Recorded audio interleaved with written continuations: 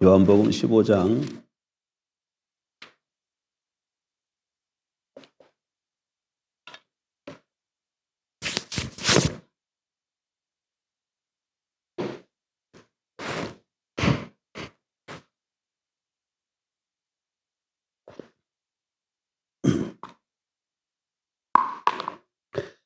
1절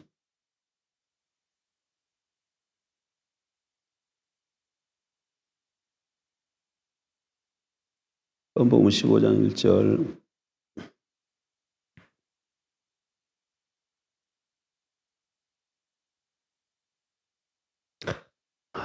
같이 봅니다. 나는 참 포도나무요 내 아버지는 농부라. 물은 내게 붙어서 열매를 맺지 아니하는 가지는 아버지께서 그것을 제거해 버리시고 물은 열매를 맺는 가지는 더 열매를 맺게 하려 하여 그것을 깨끗하게 하시느니라. 너희는 내가 일러준 말로 이미 깨끗하여졌으니 내 안에 거하라. 나도 너희 안에 거하리라. 가지가 포도나무에 붙어 있지 아니하면 스스로 열매를 맺을 수 없음 같이 너희도 내 안에 있지 아니하면 그러하리라. 나는 포도나무요 너희는 가지라. 그가 내 안에 내가 그 안에 거하면 열매를 많이 맺나니 나를 떠나서는 너희가 아무것도 할 수 없음이라.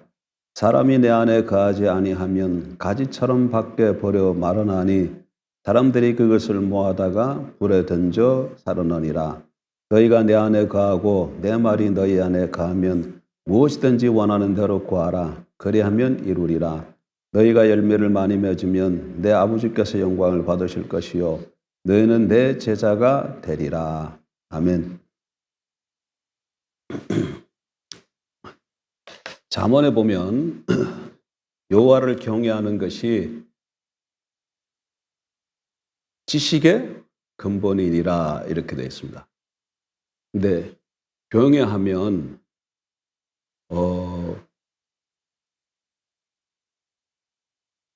두려워, 뜸, 경외하면 한자어가 되어서 좀 잘 느껴지질 않아요. 여러분, 어떤 큰 존재 앞에서 이런 어떤 이렇게 마음이 좀 압도되어지는 그런 경험 해본 적이 있습니까? 저는 제주도를 처음 갔을 때 성산일출봉을 처음 봤습니다. 그래서 성산일출봉을 처음 보는데 와, 성산일출봉이 그렇게 크게 내게 느껴지면서 그게 내게 다가오더라고요. 성산일출봉. 그러면서 그게 어떻게 압도되어지더라고요. 예. 그거는 경외함이라고까지는 할 수 없음에도 불구하고 그런 느낌.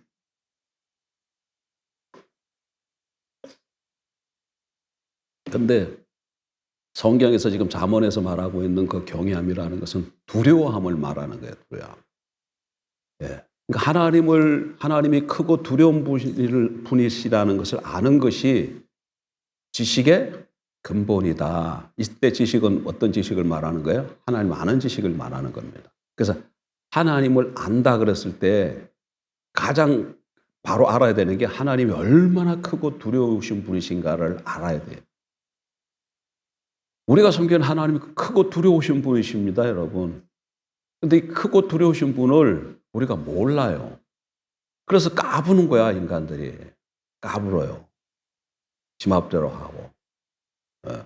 근데 지금 하나님께서 우리에게 은혜와 긍휼을 베푸셔서 정말 우리 눈이 떼어져서 육안도 떼어지고 영안도 떼어져서 하나님이 얼마나 크신 분이신지, 얼마나 높고 엄미하신 분이신지, 두려우신 분이신지를 아는 그것부터 신앙이 출발이 되어집니다. 신앙이 출발이 되어지는 거예요.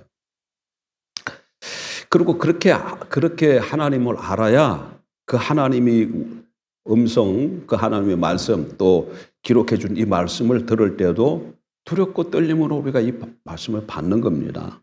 여기 좀 보세요. 16절 너희가 나를 택한 것이 아니요 내가 너희를 택하여 세웠나니 이는 너희로 가서 열매를 맺게 하고 또 너희 열매가 항상 있게 하여 내 이름으로 아버지께 무엇을 구하든지 다 받게 하려 함이라. 이렇게 말씀합니다. 무슨 얘기예요? 하나님께서 우리를 택하셨는데 거기에는 택하신 목적이 있다는 거예요. 그 목적이 지금 여기는 두 개로 나와 있는데 그중 하나가 뭐라는 겁니까? 예? 15장 16절 보면 하나님이 우리를 택하신 목적 중 하나가 뭐예요? 너희로 가서 열매를 맺게 하고 열매 맺는 것이 하나님께서 우리를 택하신 목적이라고 분명하게 말하고 있습니다. 그런데 이 열매는 무슨 열매일까요? 오늘 본문 가운데 쭉 읽어보면 포도나무의 삶을 얘기하는 거죠. 포도나무의 삶, 열매 맺는 삶, 포도나무의 삶이에요. 포도나무의 삶. 근데 이 하나님의 목적이 열매인데 이 열매를 맺지 않으면 하나님께서 지금 어떻게 하시겠다고 얘기합니까? 2절 물은 내게 붙어 있어 열매를 맺지 아니하는 가지는 아버지께서 그것을 어떻게 해요? 제거해 버리시고 물은 열매를 맺는 가지는 더 열매를 맺게 하려 하여 그것을 깨끗하게 하시느니라. 이렇게 말씀하세요. 열매 맺지 않는 가지는 제버리신다. 이렇게 말씀하고 또 6절도 보세요. 사람이 내 안에 거하지 아니하면 가지처럼 밖에 버려져 마르나니 죄버렸으니까 밖에 버려져 마르나니 사람들이 그것을 모아다가 불에 던져 사르느니라. 이렇게 되었어요. 이런 말씀을 좀 읽으면 우리 마음에 정신이 확 들고 긴장이 되어지고 내 자기 삶을 좀 돌아보게 되어져야 돼요. 그런데 우리가 하나님이 얼마나 크고 두려우신 분인지 그걸 모르니까 이거 지금 하나님께서 우리를 택하신 것이 열매 때문에 택하시고 열매를 맺지 않으면 하나님께서 죄버리신다고 이렇게 말씀하고 있음에도 불구하고 이 말씀이 뭐 그렇게 크게 와 닿질 않아요. 아이고 정말 큰일 났구나. 내가 이게 내 삶이 지금 열매 맺고 있나? 안 맺나? 아이고 안 맺는 것 같으네. 그럼 어떡하지? 이런 자세로 나가는 것이 정상인데 그렇지 않고 있다는 것이 문제다. 하늘 모른다는 얘기죠. 어제 저녁에 제가 여기 보양실에 있다가 어제 한 10시쯤에 올라갔어요. 어제 좀 일찍 올라갔는데 근데 제 아내는 조금 이상해요. 저쪽 방에서 자고 있다가 제가 올라오면 항상 나와요. 계속 잤으면 좋을 텐데 나와가지고 어저께도 나와가지고 오늘은 좀 일찍 올라오네요. 주일이라서 그런가 이러면서 제가 그 있는 방으로 들어와가지고 한 얘기를 해줘서 또 그 어떤 30대 먹은 그 여자예요, 여자. 근데 그 30대 여자가 나와 같은 60대 중반의 아저씨하고 결혼해서 살았는데 그 드라마 같은 얘기를 그 시간에 짧게 얘기해 줬는 거야. 핵심은 그 여자가 외국 가서 공부도 하고 그랬는데 신이 내린 거야. 뭐가 내렸다고요? 신이 내렸어. 신이 내렸다. 신이 내렸어요. 그래가지고 이게 자꾸 무병이라는 거 있잖아요. 무병. 신이 내리는데 안 받으면은 병원 가도 진단해도 병명도 안 나오는데 아프고 막 그런 거 있잖아요. 그 무병이라고 그래요. 그래서 신 내린 굿을 해야 되잖아. 그래가지고 이게 무당 신 내림 하고 이제 그 무당이 된 거지. 소위 무당이 됐는데 근데 이 여자가 밤만 되면 그 산에 올라가는 거예요.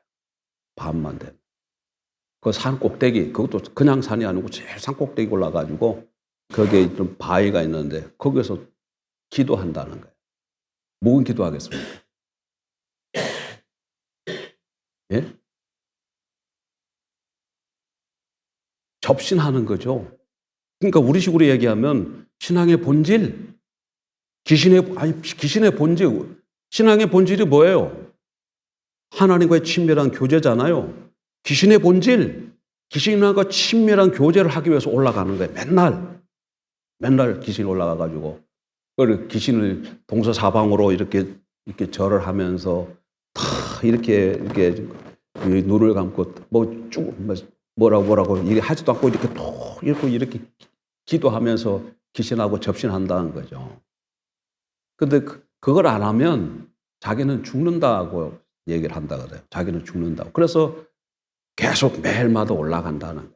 근데 그 나이 많은 남편이 또 자기 마누라 보호하기 위해서 같이 따로 올라간다나 뭐 그런다는데, 그럼 그거 이제 어떻게 해서 보고 나서 이제 좀 비춰진 게 있는 거지.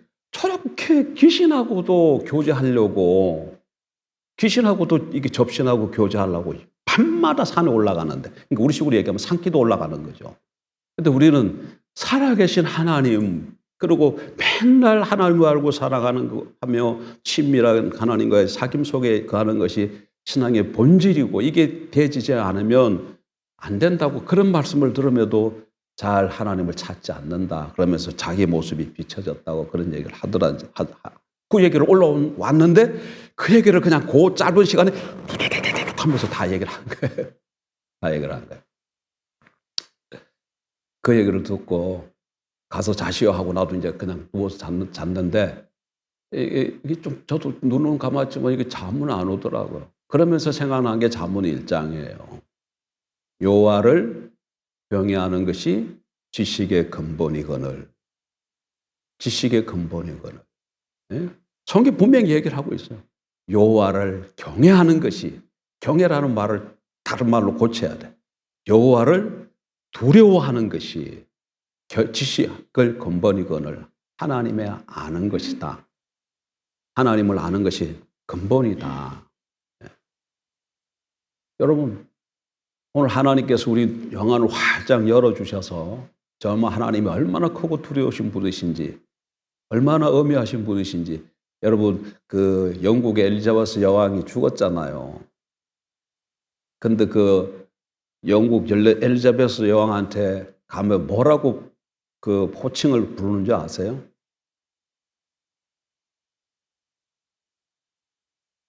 내 발음이 좀 좋지 않은데, 그거는 한국말이잖아요. Majesty라고 해. 여왕을 향해서 가서. 근데 그거는 이게 하나님 앞에 쓰는, 붙여야 돼. 그거를. 근데 그 생각이 나네요. 옛날에 박정희 대통령이 살아계실 때 어떤 기자가 박정희 대통령 박정희 대통령이 잘한 것도 있고 잘못한 것도 있잖아요. 잘한 거는 우리나라 밥 먹고 살게끔 해준 거, 그건 잘한 거고, 그게 크죠. 그다음에 못한 건 유신 독재한 거죠. 근데 이 기자가 박정희 대통령 말만 듣다가 어느 날 취재할 일이 있어서 박정희 대통령을 만났다고요. 이렇게. 근데 그 조그만 키에 딱 봤더니 그 조그만 키인데 거기서 뿜겨져 나오는 카리스마. 그러니까 거기 가서 보니까 저절로 뭔가 움츠러지고 압도되더라는 거예요. 그러니까 사람도 좀 권위가 있고 이런 그 사람 만나면 그런데, 하나님은 그 말할 수 없거든요. 말할 수 없는 분이시거든요. 근데 더 나아나 할 것이, 우리가 지금 하나님을 예배한다 그러고 하나님 앞에 찬양한다 하면서도 그 하나님이 대해서 어떤 분인지 잘 모르니까 찬양도 그냥 대충 하고, 예? 말씀을 읽어도 이 열매를 맺지 아니하는 가지는 아버지께서 재버리시고, 이런 엄한 말씀을 하고 있으면서도 이 앞에 겸손히 우리가 두려워 떨지 못한다니. 그래서 그게 너무 답답합니다. 그래서 기도하는 것 중에 가장 하나가, 우리가 기도해야 잊지 말아야 될 것은 에베소서 1장에 나오는 거 뭐예요? 지혜와 계시형을 주셔서 하나님을 알게 하시고, 지혜와 계시형을 주셔서 날마다 하나님을 더 알게 해달라고. 이 기도는 늘 빼면 안 됩니다. 자, 근데 그렇게 지극히 크고 높으신 하나님이 뭐라고 말씀하셨다고? 우리 포도나무 열매를, 너희는 포도나무 가지다. 예? 포도나무 가지다. 내가 하는 일은, 농부 대신 아버지가 하는 일이 뭐예요? 농부라고 말해서, 농부가 하는 일은 뭐예요? 가지가 열매 잘 맺도록 그거 하는 일이잖아요.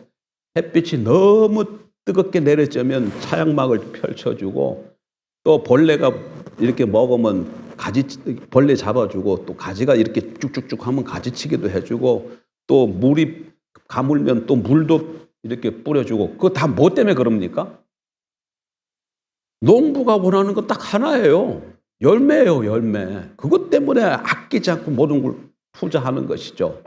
하나님께서 우리에게 모든 걸 아끼지 않고 다 투자하십니다. 여러분 그거 아십니까? 로마서 8장.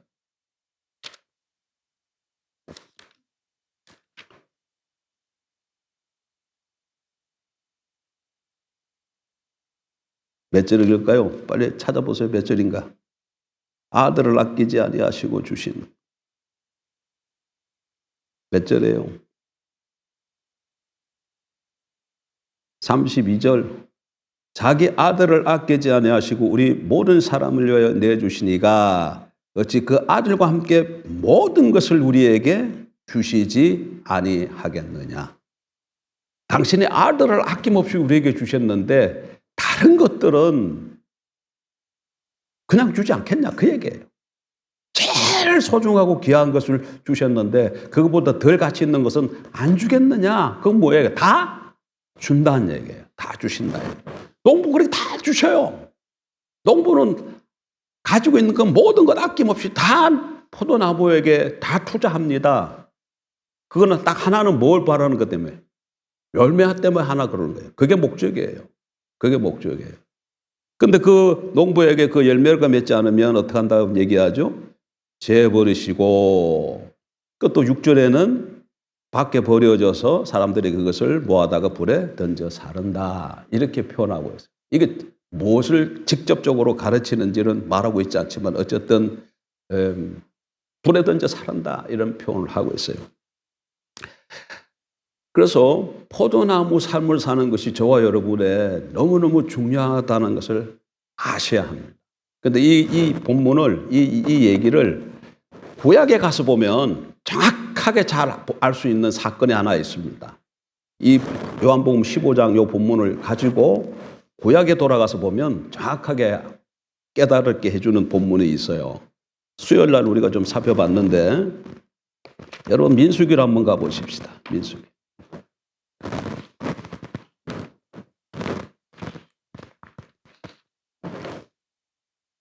민수기 13장.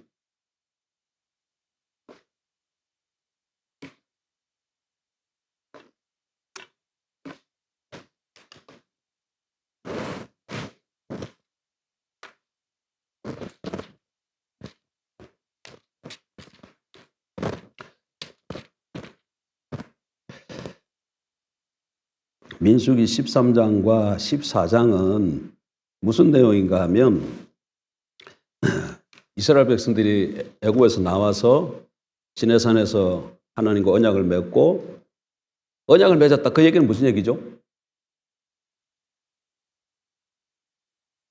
언약을 맺었다는 건 무슨 얘기예요? 이제 공적으로 하나님과의 관계가 형성된 걸 말하는 거예요. 공적으로, 공식적으로. 즉 하나님은 이스라엘의 하나님이 되시고 이스라엘은 하나님의 백성이라는 이 왕과 백성이라는 이런 공적인 관계가 맺어진 거예요. 맺어진 겁니다. 언약하고 계약하고 좀 다른 게 뭐가 있을까요? 차이점은.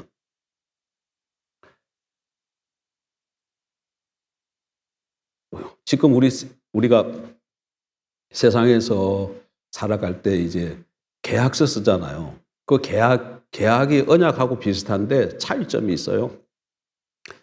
언약이든지 계약이든지 두 사람이 이렇게 체결하잖아요. 근데 한쪽이 계약을 파기하면 계약 조건을 지키지 않으면 계약이 어떻게 돼요? 언약이. 파기되어져 버리잖아요. 계약은 파기되어져요. 근데 언약은 그게 안 돼요. 이건 우리가 맺은 게 아니고 하나님이 맺자고 해서 맺어진, 하나님이 오셔서 계약을 맺자고 그러고 거기에 대해서 인간이 반응해서 맺어진 것인데, 맺어졌기 때문에 우리가 지켜야 될 의무와 사항, 그걸 지키지 않으면 계약이 깨져서 언약에 저주가 오지만 그걸로 인해서 그렇다 그래가지고 완전히 파탄 나지는 않아요. 왜 그렇습니까? 하나님이 우리의 언약의 상대라서 하나님은 그렇게 언약을 깨뜨리고 떠나간 그 사람을 이렇게 다시금 붙들어서 제자리에 갖다 놓게 해야 될 하나님의 역할이, 의무가 그것이기 때문에 그래요. 그래서 하나님과 언약을 맺었다는 것이 우리 인간에게 있어서는 축복입니다. 그래서 그게 구원이에요. 그래서 시내산에서 언약을 맺고, 이제 그들에게 이제 언약을 맺었으니까 하나님 백성이 됐고, 하나님 백성이 됐으니까 그 다음에 뭐가 있어야 돼요? 그들에게 살아야 될 땅이 있어야 되잖아요. 그래서 가나안 땅으로 들어가는 거예요. 그들에게 가나안 땅을 살도록 하기 위해서 유업으로 주신 것이죠. 근데 가데스 바네아에 이르렀습니다. 시내산에서 출발해가지고 다시 가데스 바네아에 이르렀는데, 가데스 바네아는 가나안 지경의 남쪽 끄트머리예요. 그래서 가데스 바네아에서 지금 쭉 올라가면 가나안 땅이야. 근데 그들이 바로 올라가지 않고 각 지파에서 12명을 대표로 뽑아가지고 정탐으로 보낸 거예요. 그래서 12명이 가나안 땅에 들어가서 40일을 정탐하고 돌아와요. 그리고 보고하는데 이 보고 내용이 두 편으로 나뉘어서 10사람과 요수아와 갈렙의 보고가 달라요. 이 10사람하고 요수아, 갈렙 둘 다 똑같은 것은 정말 거기는 적국꿀이 흐르는 땅이다. 그런데 그 땅을 이제 10명은 그 땅에는 경관 성읍이 있고 아낙 자손들이 있어서, 아낙 자손이라 그러면 감이 안 잡히죠. 그 골리앗 같은 사람을 얘기하네요. 골리앗 같은 사람이 있어서 우리가 보기에 우리는 메뚜기 같더라. 그러니까 올라가면 다 우리가 그들의 칼에 죽는다. 우리 자녀들과 우리 아내들과 몽땅 우리 다 죽는다. 거기 못 들어간다. 그렇게 보고를 한 것이죠. 그러나 두 사람은 어떻게? 아니다. 아낙 자손도 있었지만 하나님이 우리와 함께 하시면 그들은 우리의 밥이다. 먹이다. 올라가자. 근데 이스라엘 백성들이 누구 말을 들어요? 10명의 지파의 대표들의 말을 듣고 올라가기를 거부하는 거예요. 그리고 그 사건으로 인해서 하나님께서 진노하셔서 이스라엘 돌아왔던 그 10명의 그 보고자들을 그 자리에서 처치해버리고, 이스라엘 1세대들 20세 이상으로 전쟁에 나갈 만한 사람 60만 되는 그 사람들 중에서, 약 60만 되는 그 사람들 중에서 요수아와 갈렙만 제외하고는 전부 다 광야에서 죽을 것을 말씀합니다. 그래서 말씀해요. 근데 여러분, 다른 데 그럼 이스라엘 백성들이 이 하나님 앞에 이렇게 범죄한 것이, 하나님 말씀 불순종한 것이 딱 여기서만 불순종했어요? 민수기를 보면 계속 범죄해요. 말씀 안 들어요. 민수기 11장 한번 보세요. 1절, 여호와께서 들으시기에 백성이 악한 말로 원망하며 여호와께서 들으시고 진노하사 여호와의 불을 그들 중에 붙여서 진영 끝을 사르게 하시매. 여기서도 지금 어떤 사건인지는 모르지만 백성들이 어떻게 했다는 거예요? 악한 말로 하나님을 원망했다고 해서. 그랬더니 하나님께서 그들을 불로 치셨다. 그래서 그곳 이름을 다베라라 불렀어요. 여기 이런 일이 있죠. 그 밑에 4절 이하는 이 백성이 이제는 뭐 갖고 또 원망 불평하냐면 고기 먹고 싶다는 거야. 뭐 먹고 싶다고요? 고기 우리에게는 있는 것이라고는 하늘에서 내리는 만나밖에 없다. 이제 만나 지긋지긋하다. 이제 고기 좀 먹고 싶다. 그러니까 우리 식으로 얘기하면 이제는 좀 삼겹살 좀 먹고 싶다는 거야. 삼겹살. 메추리 고기 좀 먹고 싶다. 그래가지고 막 그 애굽에 있었을 때는 파를 먹고 부추를 먹고 그 고기도 먹고 그랬는데 여기 오니까는 이 만나밖에 없다. 그러면서 또 막 하나님 앞에 원망하고 불평하는 거예요. 그랬더니 하나님이 어떻게 해요? 메추리기를 보내가지고 하루 이틀뿐만 아니라 열흘을 먹도록 하겠다고 하십니다. 그런데 그들이 메추라기 고기를 먹는데 다 넘어가기도 전에 이 사이에 깨있을 때 하나님이 진노하셔서 그들을 치셔요 또.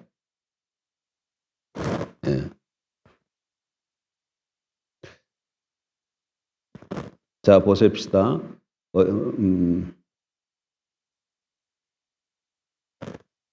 18절부터. 11장 18. 또 백성에게 이르기를 너의 몸을 거룩히 하여 내일 고기 먹기를 기다리라. 너희가 울며 이르기를 누가 우리에게 고기를 주어 먹게 하랴. 애굽에 있을 때가 우리에게 좋았다 하는 말이 여호와께 들렸으므로 여호와께서 너희에게 고기를 주어 먹게 하실 것이라. 하루나 이틀이나 닷새나 열흘이나 20날만 먹을 뿐 아니라 냄새도 싫어하기까지 한 달 동안 먹게 하시리니. 이렇게 얘기하셨습니다. 그러고 나서 무슨 일이 바로 벌어집니까? 아이, 성의 사람. 33절.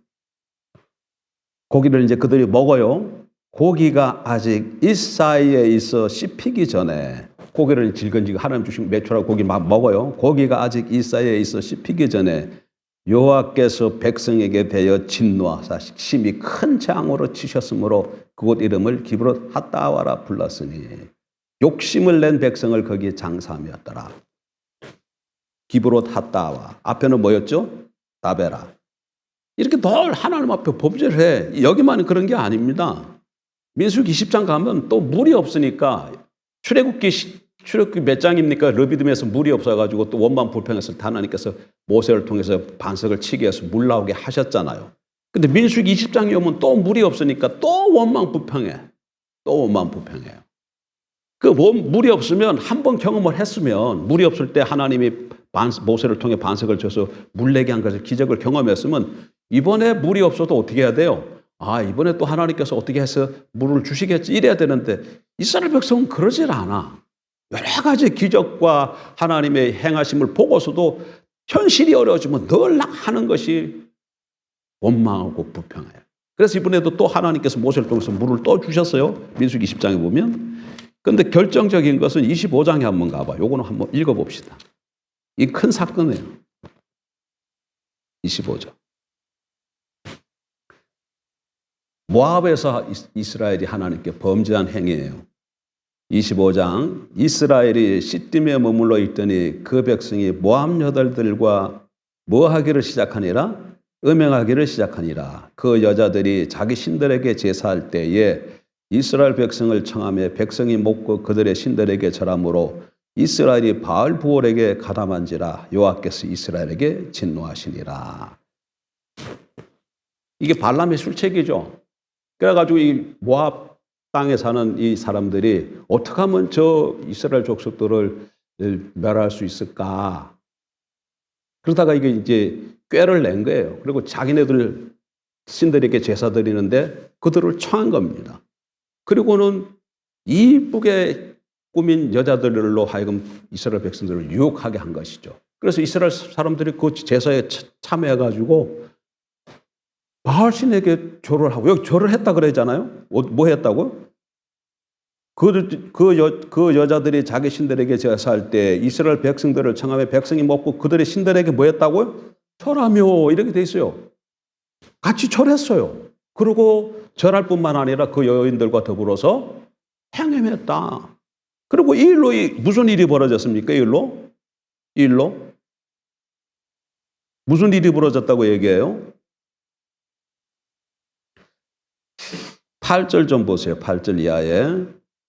그 이스라엘 남자를 따라 그의 막사에 들어가 이스라엘 남자와 그 여인의 배를 꿰뚫어서 두 사람을 죽이니 연병이 이스라엘 자손에게서 그쳤더라. 그 연병으로 죽은 자가 24,000명이었더라. 뭐가 퍼졌다는 거예요? 연병이 퍼졌다. 전염병이 확 돈 거예요. 전염병. 근데 이렇게 늘 이스라엘 백성들은 늘 이렇게 하나님 앞에 패역을 부리고 원망하고 불평하고 목이 곧은 행동을 해요. 그런데 여기 이런 모든 지금 우리가 몇 가지 사건을 살펴봤지만 그걸로 인해서 하나님이 노하시긴 하시지만 전부 다 죽이겠다고 합니까? 전부 다 죽인다고 해요? 안 해요.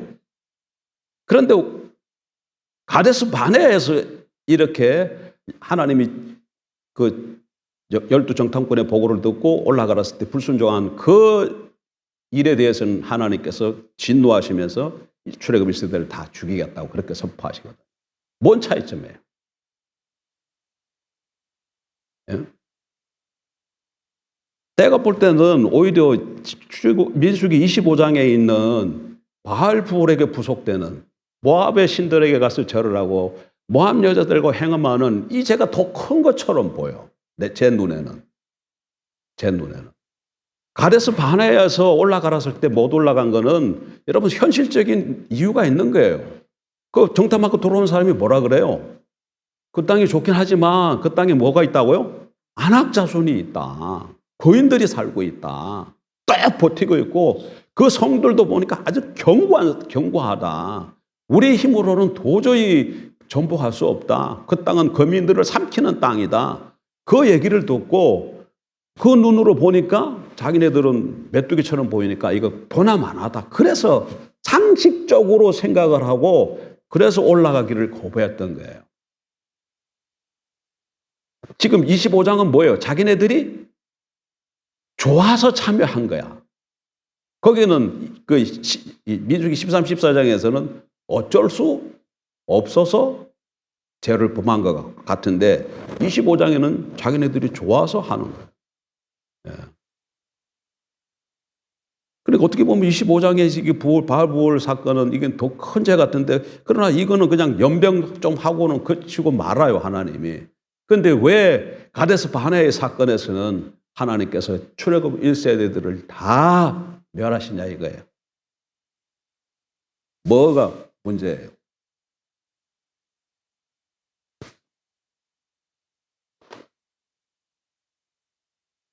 그것이 목적과 관련이 있는 거예요. 뭐란가요?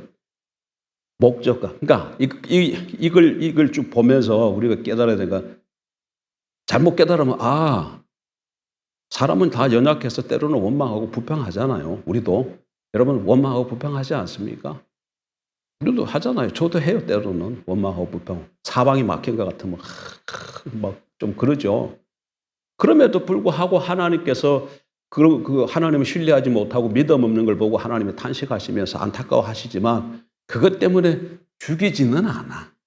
그것 때문에. 근데 하나님께서 아주 그냥 이렇게 치시는 경우가 있다는 거예요. 그게 지금 가데스 바네아 사건이다. 그 얘기. 자, 그러면 아까 지금 우리 본문 어디 읽어봤습니까? 요한복음 15장 읽었잖아요. 거기서 볼 때에 하나님이 죄 버리시고 했을 때 왜 죄하신다 그랬었어요? 열매를 맺지 않으면. 근데 그 열매가 뭐예요? 그 열매가 뭐예요? 하나님이 나무를 심은 목적이잖아요. 하나님이 나무를 심은 목적이잖아요. 포도나무 가지 목적이잖아요. 그러니까 그 하나님의 목적을 감당하지 못할 때는 가지를 재버렸었다 그랬잖아요. 그거와 똑같은 이치예요. 여기서 가데스 바네아에서 짓는 범죄는 다른 데 범죄랑 틀려요. 어떤 차원에서 틀리냐면 하나님이 이스라엘을 부르신 목적을 거부한 거예요. 자 보세요. 하나님이 애굽에서 종소리하는 그들을 모세를 통해서 불러냈습니다. 왜 불러냈어요? 왜 불러냈습니까? 창세기로 다시 돌아가야 돼. 하나님이 창세기 그냥 너무 올라가지는 말고 그냥 아브람까지만 올라가요. 그 태초까지 올라가지 말고 너무 힘드니까 아브람까지만 올라가서 보면 아브람을 하나님이 부르셔가지고 뭐라 그래요?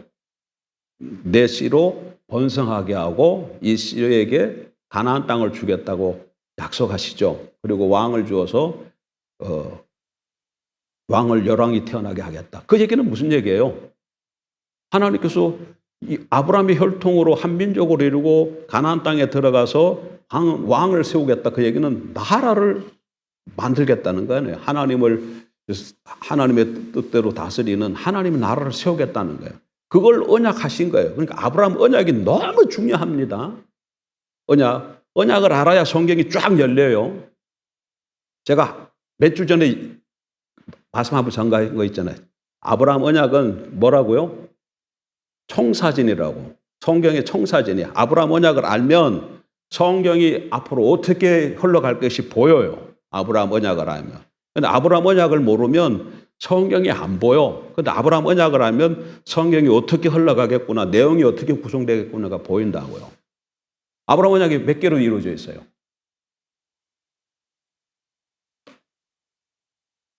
개. 뭐 또 껐떡껐떡이야. 누가 세 개라 그랬어요? 예?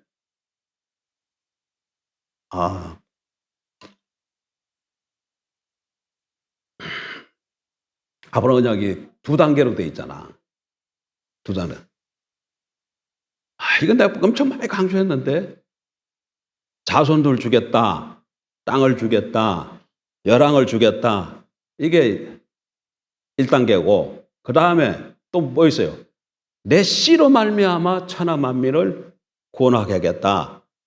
이게 또 2단계잖아요. 그래서 하나님이 아브라함과 맺은 언약이 2단계로 돼 있다니까. 첫 단계 뭐라고요? 자손과 땅과 왕. 이게 순서를 이렇게 해요. 처음에 뭐예요? 그 순서를 잘 해야 돼. 자설해야 돼. 이게 성경 역사예요, 그대로. 성경 역사로 된다니까, 이게.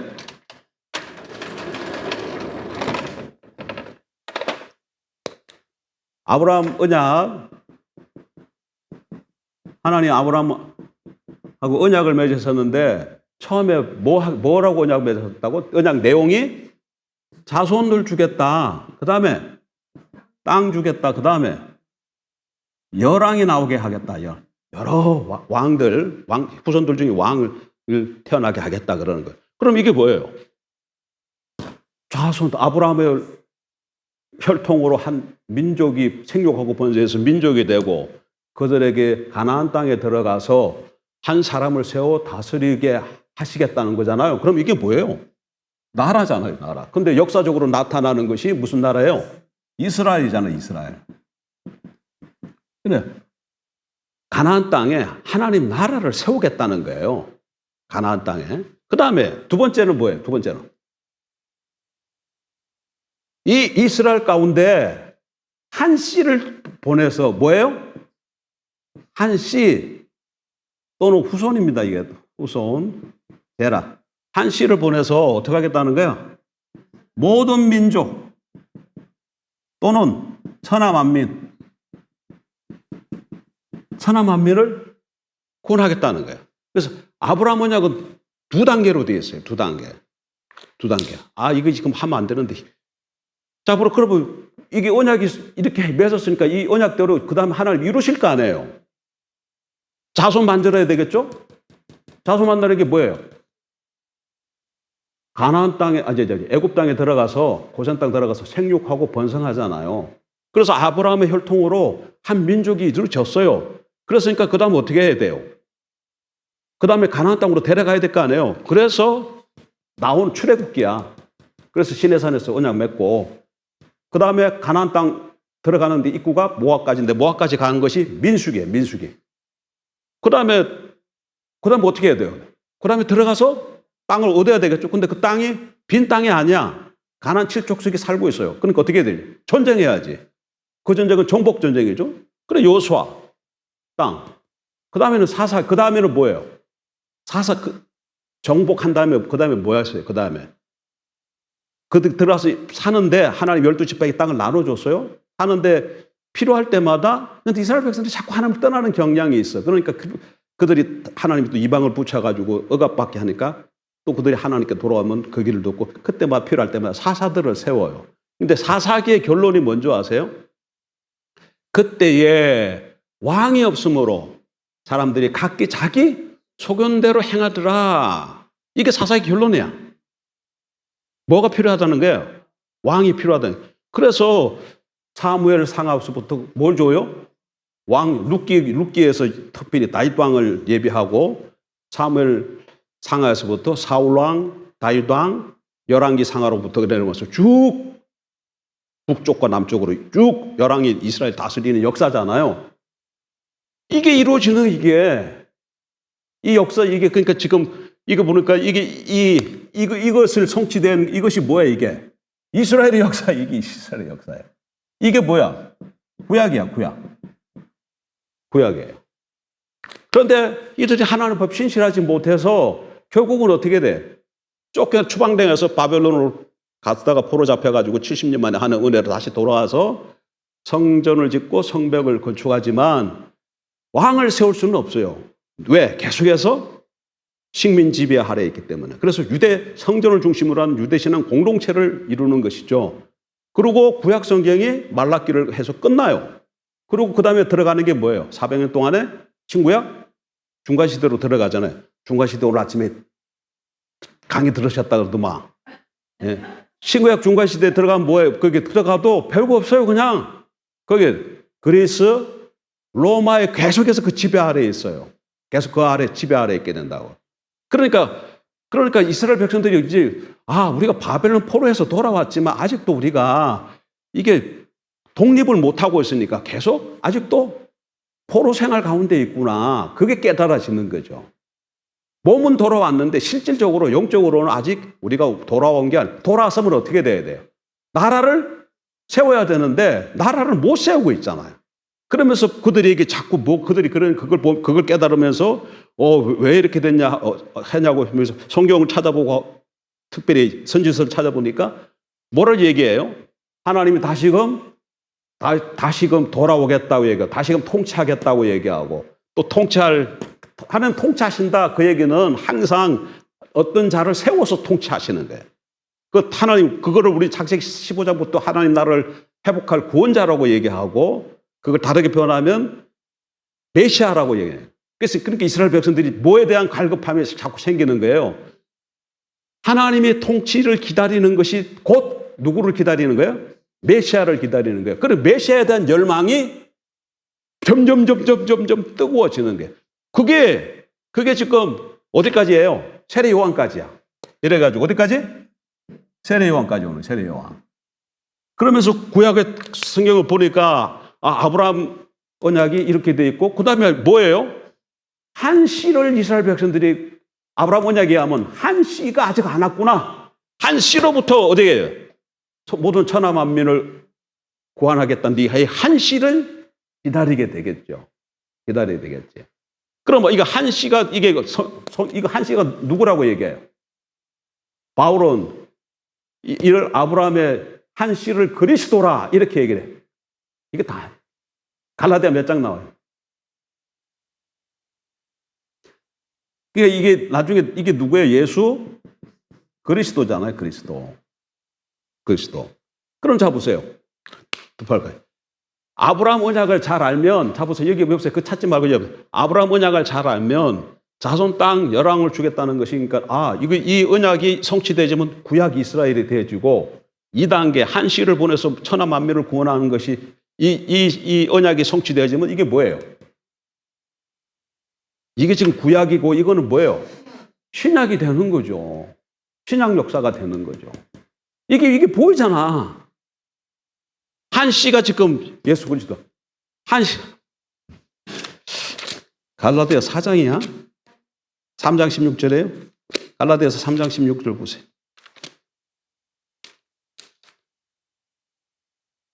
이 약속들은 아브라함과 그 자손에게 말씀하신 것인데 여럿을 가리켜 그 자손들이라 하지 아니하시고 오직 한 사람을 가리켜 내 자손이라 하셨으니 곧 그리스도라. 자손하고 일이라고 되어 있죠? 일이라고 되어 있고 밑에 일은 뭐라고 되어 있어요? 씨라고 되어 있잖아. 그래서 그 아브라함이 한 씨가 누구라는 거예요? 예수 그리스도라는 거예요. 예수 그리스도. 그래서 이 아브라함의 두 번째 언약이 성취되는 것이 예수 그리스도로 성취되어지고 그것이 신약 성경이 되어지는. 그러니까 아브라함 언약만 이렇게 알아도 성경이 지금 어떻게 흘러갈 것을 볼 수 있어요. 그래서 아브라함 언약은 이삭에게 계대되고 이삭은 다시 야곱에게 계대되잖아요. 이 사람들이 다 누구예요? 아브라함, 이삭, 야곱이 다 누구예요? 족장이잖아요. 그래서 이거 족장 언약이라 그러는데 족장 언약은 성경의 청사진이에요. 그래서 족장 언약을 잘 알면 성경이 청사진이라는 건 뭐예요? 전망대는 이렇게 다 보이잖아요. 그러니까 성경이 처음부터 계시록까지 어떻게 이게 펼쳐진 것을 볼 수 있는 게 뭐라는 거예요? 아브라함 언약이에요. 아브라함. 근데 보세요. 근데 지금 민수기는 그러니까 하나님이 이렇게 아브라함에게 이렇게 약속을 했어요. 그러면 지금 우리 지금 아까 민수기 13장 14장 읽었잖아. 이건 지금 무슨 일이에요? 여기 사건은 자손을 만들겠다고 이스라엘 역사를, 이스라엘 나라를 세우는 중에서 뭐가 지금 만들어진 거예요? 자손이 만들어진 거잖아요. 자손이 만들어졌잖아요. 그리고 이 자손이 만들어졌기 때문에 애굽에서 데리고 나와서 시내산 언약 맞고 자손이 완성된 거예요. 그러면 그 다음에는 어디로 가야 돼? 땅으로 들어가야 되잖아. 이 자손이 땅으로 들어가야 돼. 그래서 아브라함의 1단계 언약 이스라엘을 만드시기 위해서 그 목적을 가지고 이스라엘을 생육하고 번성시키고 이제 불러내가지고 갔는데 이스라엘이 뭐 한다는 거예요, 지금 이들이? 안 들어가겠다는 거예요. 안 들어가면 어떻게 되는 거예요? 하나님께서 아브라함에게 하신 약속, 언약, 하나님의 원대한 계획, 꿈이 어떻게 되는 거예요? 성취가 안 되는 거죠. 이 씨들이 뭐가 돼야 돼? 이 씨들이 목적이 뭐예요? 이스라엘이라는 나라를 세우기 위해서 부름받은, 소명받은 씨들이에요. 근데 안 들어가겠다는 거야. 하나님 나라를 위해서 하나님이 그들을 불렀는데 난 그 일에 동참하지 않겠다는 거야. 원망불평하는 정도가 아니에요. 하나님의 뜻의 그 목적, 세우신 그 목적, 그 뜻에 내가 감당하지 못하겠습니다. 그 정도가 아니라 나 그거 하지 않겠다는 거예요. 왜? 눈으로 봤을 때 거기 들어가면 죽을 것 같으니까. 그래서 안 들어가겠다는 거예요. 그러면 하나님 입장에서 보세요. 그러면 여러분이 하나님이라고 생각해요. 하나님이 그들을 왜 불러냈다고? 그 사람들을 불러가지고 여기서 뭐 해야 할 일이 있는데 이 사람들이 여기 와야 이 일을 할 수 있는데 이 일을 하지 않겠다 그래. 그러면 이 사람들이 필요해요? 더 이상 필요 있어? 필요 없어요? 필요 없죠. 그래서 하나님 어떻게 하시겠는 거예요? 그래서 너희는 필요 없다 그런 거야. 너희가 그렇게 나오니 내가 부른 목적을 너희가 모르는구나. 너희 그 목적 때문에 내가 너희를 불러내는데 그 목적 때문에 능력과 모든 것을 내가 다 공급하는데 보세요. 하나님의 그 목적 때문에 애굽에서 그들이 나올 수 있습니까? 못 나옵니다. 애굽은 당대의 제국이에요. 그들 스스로 나올 수가 없어요. 자유가 없어요. 뭐 거기 보게 되면 그때에서 부추 먹고 고기 먹었던 게 생각나거늘 거기 먹었들 얼마나 먹었겠어. 삼겹살 좀 먹은들 얼마나 먹었겠냐고. 노예가. 예? 그 당시에 먹어서 얼마나 먹었겠냐고. 거기 그러고 맨날 나가서 해야 할 일이 뭐예요? 벽돌 이기고 그거 갖고 성 쌓고 맨날 해야 될 그 일인데 그건데 그러다가 죽어야 되는데 그게 뭐가 소망이 있어요? 그런데 그들을 하나님의 능력으로 이끌어냈어요. 기적과 능력을 베푸셔가지고. 그리고 광야에서 와가지고 하나님 백성 삼고 그 다음에 먹을 거 없으니까 하나님께 어떻게 때를 따라 만나를 제공하시고 마실 물이 없으니까 반석에서 물을 내게 하시고 그들이 살아갈 수 있도록 다 공급해 주시는 것이죠. 뭐 때문에? 목적을 위해서요. 목적을 위해서. 다른 것 때문이 아니라 하나님 목적. 이스라엘 백성들이 이뻐서가 아니라 하나님이 가지고 있는 그 목적을 이루기 위해서 이 백성을 통해서 목적을 이루어야 되기 때문에 그들에게 다 공급하시고 보호하시고. 아말렉이 쳐들어오니까 어떻게 해요? 예? 아말렉의 그 비겁한 놈들이 정면으로 전쟁하는 것도 아니고 이게 뒤에 와가지고 낙오된 사람들을 친 거 아니에요. 그럴 때 어떻게 해요? 군사를 이끌고 나가서 요사로금 싸우게 하시잖아요. 그때 그 싸움도 이상한 싸움이에요. 모세가 산에 올라가서 손을 들면 이스라엘이 이기고 손을 내리면 이스라엘이 져요. 그래서 이거 어떻게 모세가 자꾸 팔 내려니까 아론과 훌이 손을 붙들고 있잖아. 모세에게는 바위 가든 거기 앉으라고. 그래서 이기잖아요. 하나님의 능력으로 이기는 거예요. 손 든 거야. 이스라엘 대표인 모세가 하나님 앞에 뭐 했어요? 손 들었어요. 손 들었어요.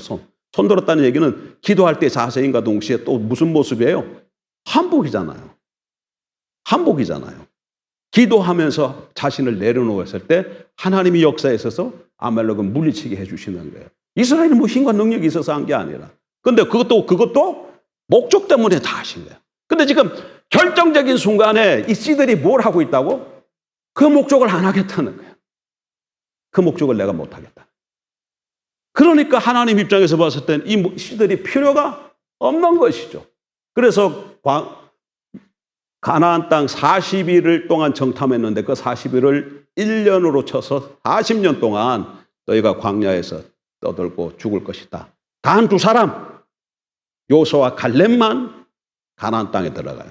그리고 누가 또 들어가요? 출애굽 2세대들만 들어가요. 출애굽 2세대. 출애굽 2세대들은 여러분 그 얘기를 내가 자주 하잖아요. 뭔 얘기 합니까? 슬로보아셋 딸들. 슬로보아셋 딸들. 26장에 나오고. 그리고 끝장에도 나오고. 이 사건이 두 번 나와, 두 번. 이게 무슨 사건이에요? 땅 얘기하고 있어, 땅 얘기. 지금 이스라엘 백성들, 이스라엘이 가나안 땅 들어가지도 않았어요, 아직. 전쟁도 안 했어요. 요단강 건너가지도 않았어요. 그냥 모압 이 땅에 있어요. 근데 지금 슬로보아 딸들이 뭐 갖고 얘기한다고요? 땅 갖고, 우리에게도 땅 달라고 그 얘기하고 있어요. 무엇으로 충만한 거야, 지금? 예? 하나님의 목적으로, 하나님의 꿈과 비전으로 충만하잖아요. 하나님의 꿈과 비전으로 가득 채워져 있잖아요. 하나님께서 우리에게 주신 땅이다. 우리에게 주신 땅이다. 우리가 들어가면 가나안 칠속에 버티고 있고, 거기는 여러분 가서 여호수아서 가서 읽어보세요. 철병거가 있다 그래서. 철병거. 이스라엘 백성들은 뭐가 있을까 했어요? 이스라엘 백성들은 그냥 몽둥이나 뭐 지팡이나 뭐 돌 같은 거 뭐 이런 거. 근데 거기는 뭐 있다고? 철병거를 가고. 거기는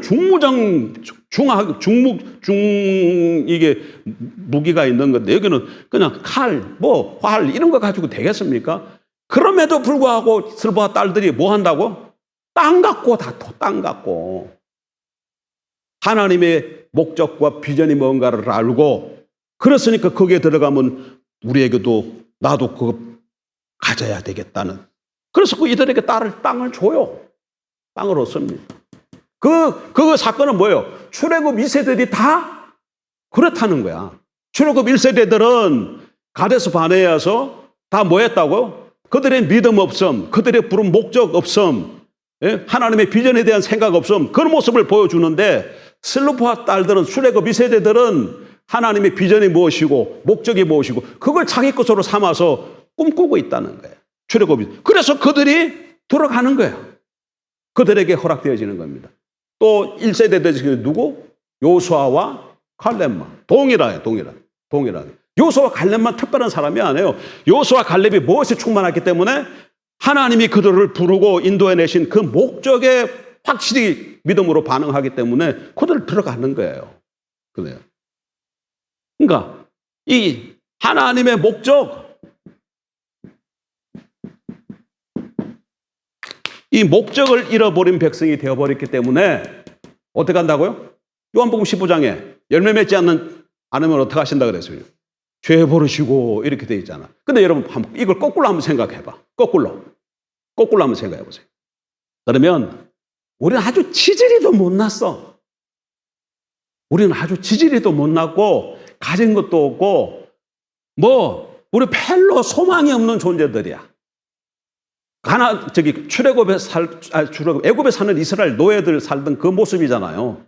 이 애굽에서 노예의 모습이 어디? 지지리도 궁생이고 가진 것도 없고 배운 것도 없고 그냥 거기서 파푸주하고 고기 조금 먹으면 그걸로 인해서 기뻐하는, 그러니까 그 삼겹살 좀 먹은 걸로 해서 그렇게 그냥 하루 이틀 먹은 거 바로의 생일날이면 좀 좋겠죠. 그런 존재야.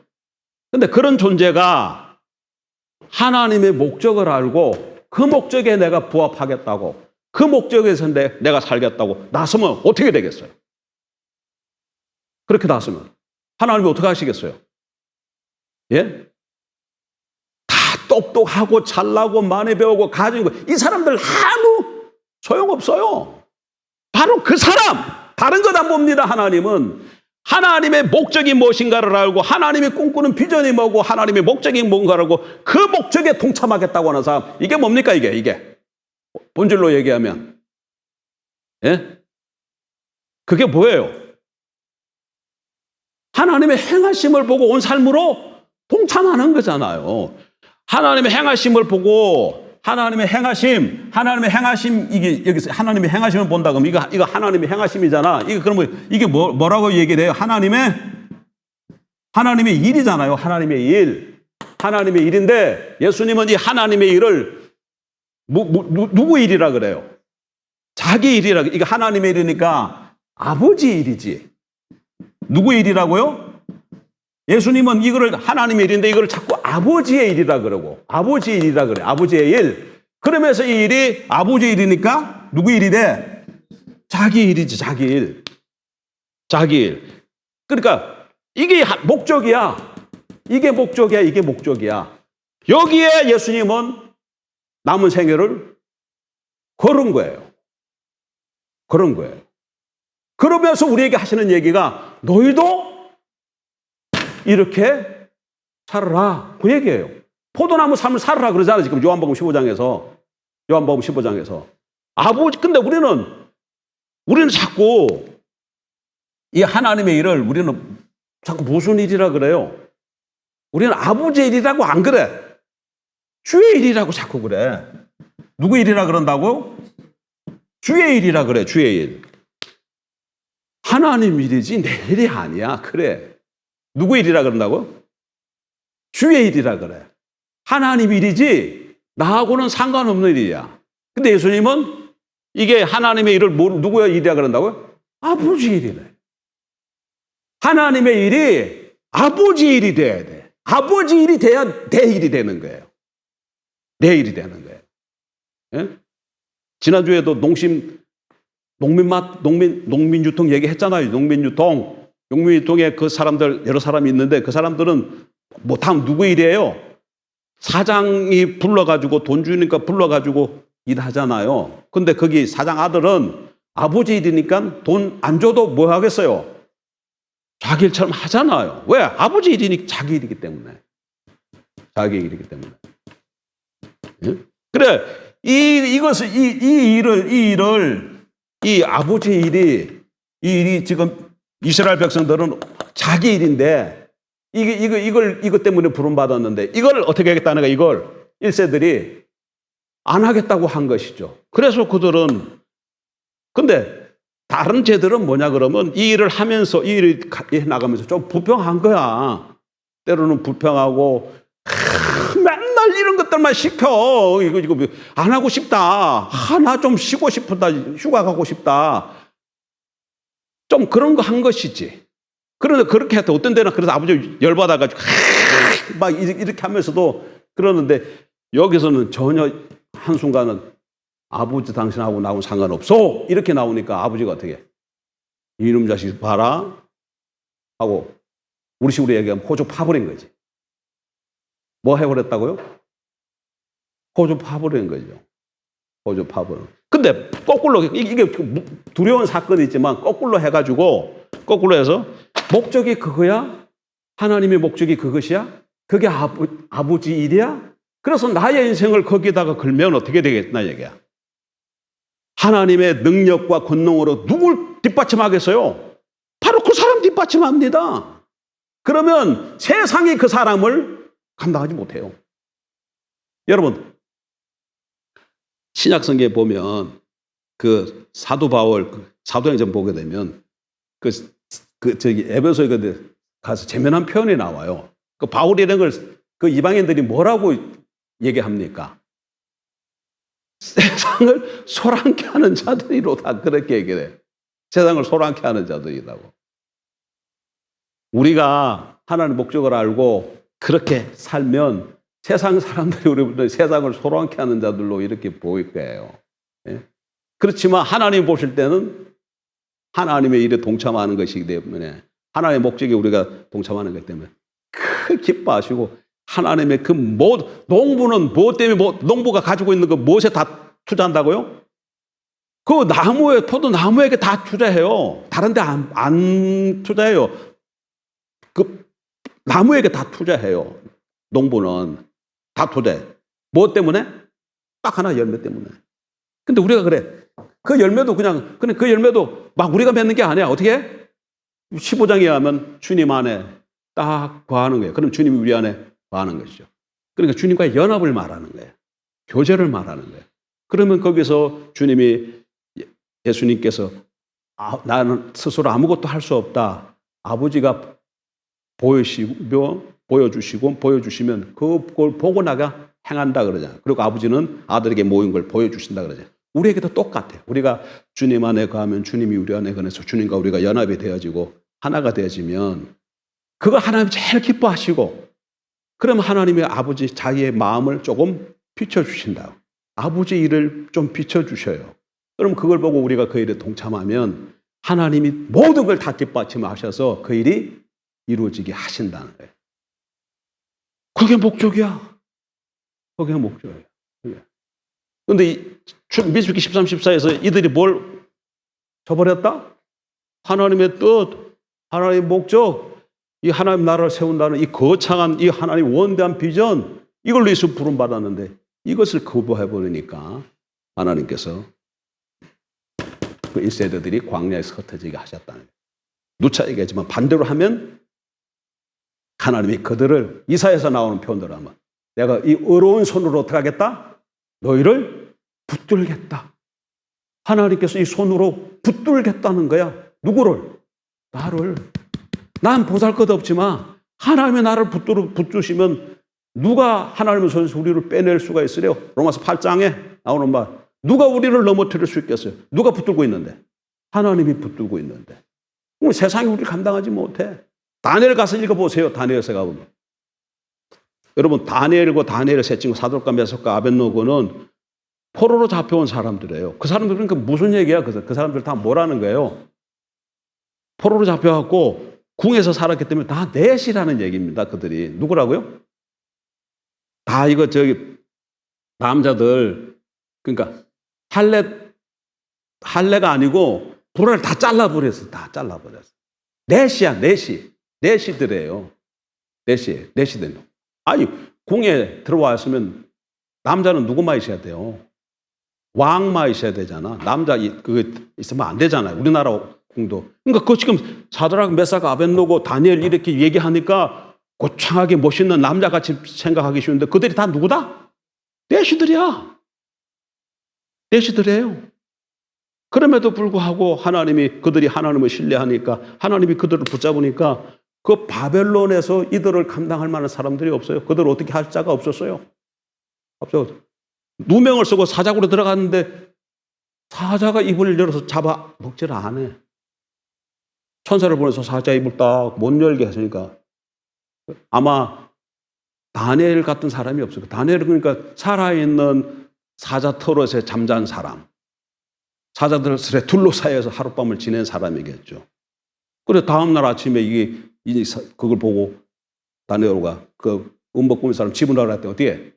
떨어지기도 전에 사자가 그냥 다 씹어 먹어버리잖아. 뭐 때문에?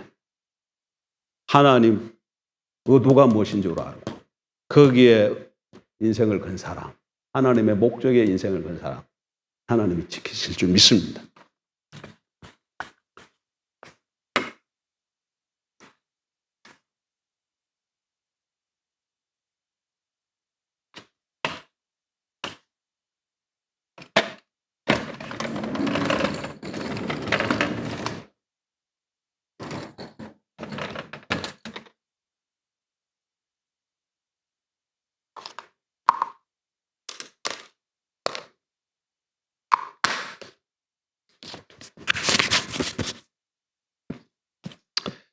거룩하신 하나님,